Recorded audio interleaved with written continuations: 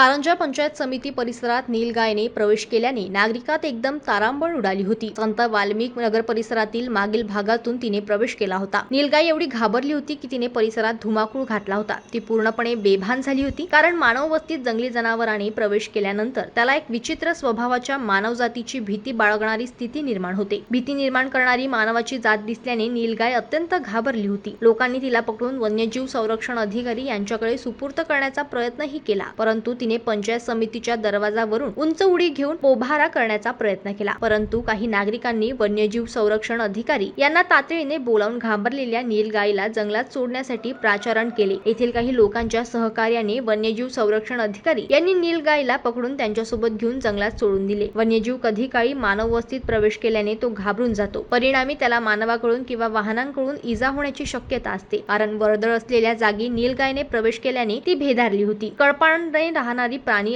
एकट्याने कळप सोडून स्वतंत्रपणे संचार केला तर त्याला भीती वाटते। अशाच भीतीमुळे नीलगायने तिच्या तोंडाला इजा करून घेतली होती, परंतु फारशी इजा न झाल्याने तिला सुखरूप पकडून जंगलाच्या स्वाधीन केले। कारंजा परिसरातील ही घटना पाहून लोकांना वन्यजीवाबद्दल आश्चर्य निर्माण झाले होते। पंचायत समितीच्या आवारात या नीलगायने प्रवेश केल्याने प्रत्येकाच्या मनात एक वेगळे कुतूहल निर्माण झाले होते।